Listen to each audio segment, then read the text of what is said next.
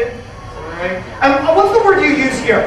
What is it? Tattletale, snitch, rat thing? What do you call it when tattletale baby? What do you call it? Snitch. Snitches get stitches. Snitches end up in ditches.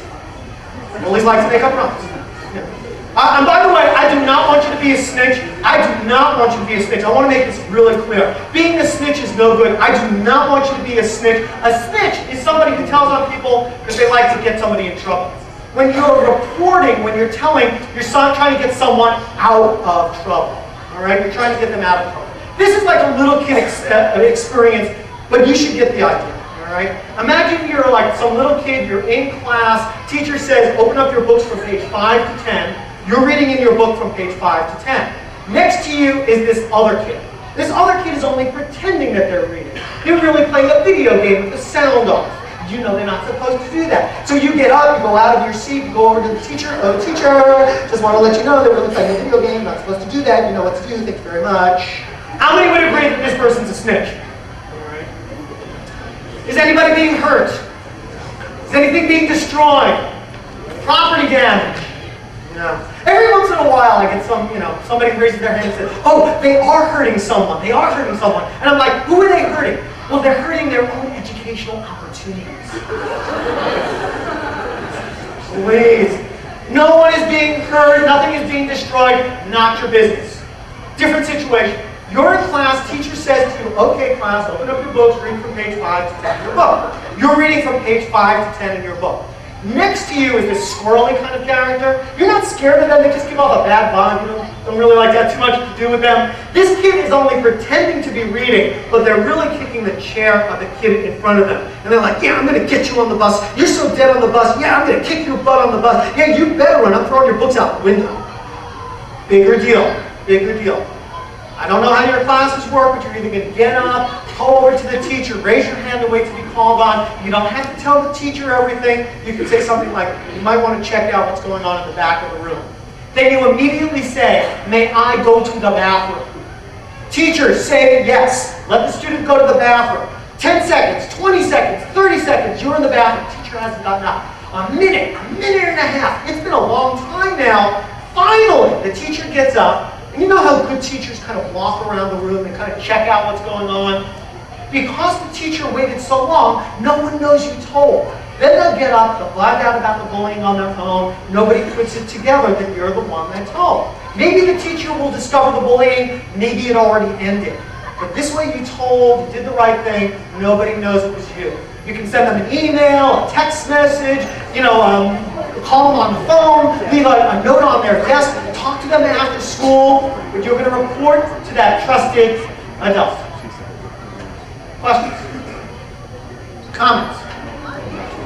All right, so we've got different ways to stop the bullying. We've got some more time. We've got about another 20 minutes together. Here's what I'm going to ask you to do. You remember when you worked with those people next to you, in front of you, on the side of you, behind you? I'm going to ask you to work with those people again. In a minute, I'm going to hand you out a paper. You do not need to put your name on it. You do not need to sign it. You do not have to write on it at all. You're going to get these pieces of paper. You're going to work with maybe about 3 or 4 people as a group. You 3 and 4, you 3 and 4, you 3 and 4, you 3 and 4. No leaving anyone out, no social aggression. You're going to get the paper, and there's going to be problems on you.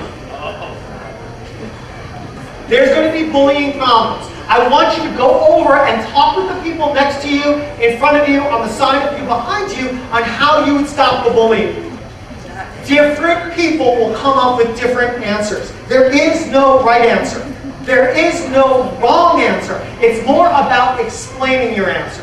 You will tell the person what you would do, they will tell you what they would do, you'll discuss it back and forth, you'll go through the whole list, and then I'm going to call people back together. Questions before I go on? No leaving anyone out, no social aggression, include everyone. Again, different people have different answers. There is no right answer, there is no wrong answer. It's more about explaining it.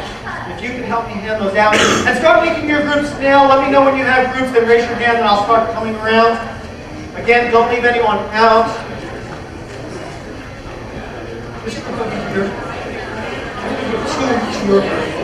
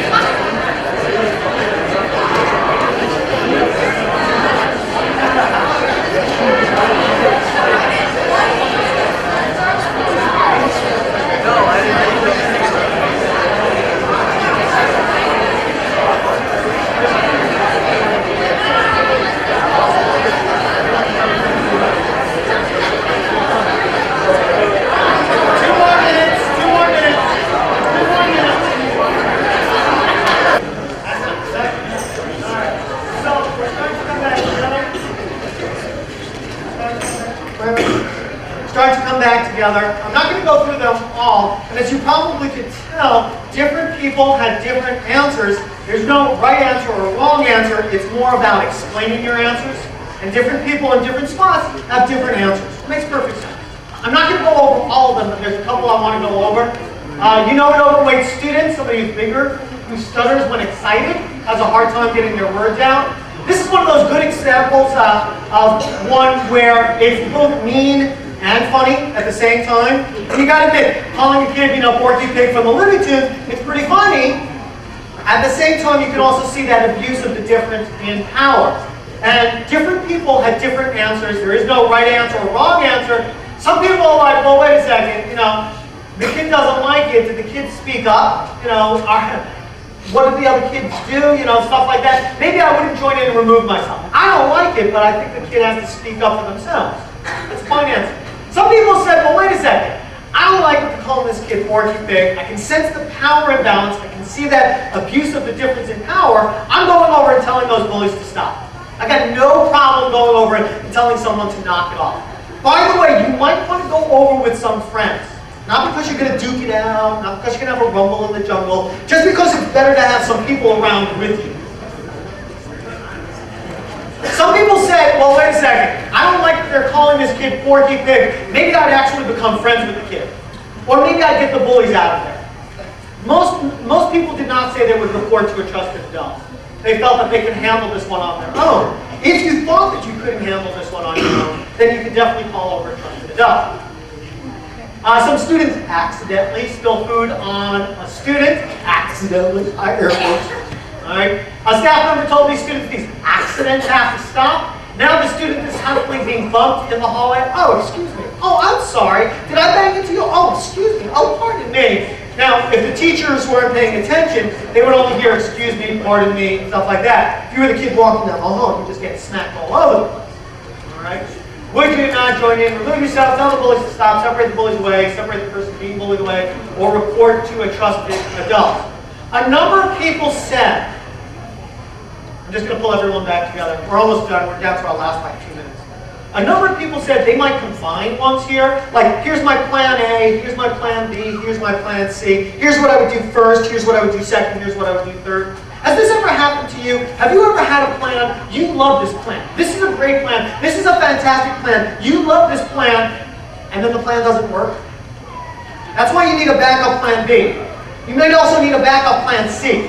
You don't need a backup plan Q, a backup plan R, a backup plan S. Too many plans. But sometimes having a backup plan works.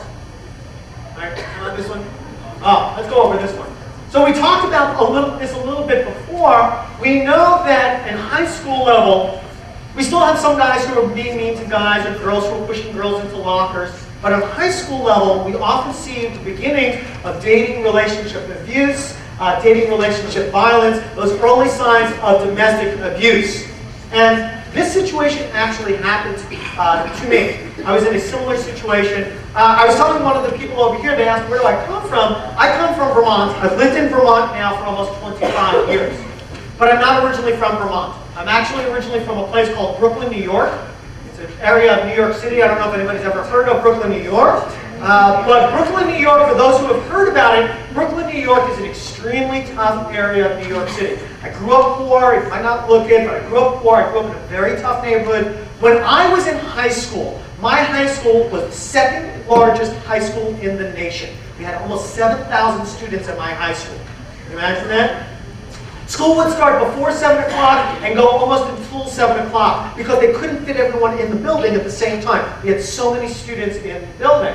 And when I was in 9th grade, I was a fast runner, so I joined up on track team, and I was on track, and I was really fast, but our school was so poor, we didn't have a track to run on, and so we would go running through the streets of New York City, all right? And we'd go running through New York City because that was the only place that we could go running. I'm in 9th grade.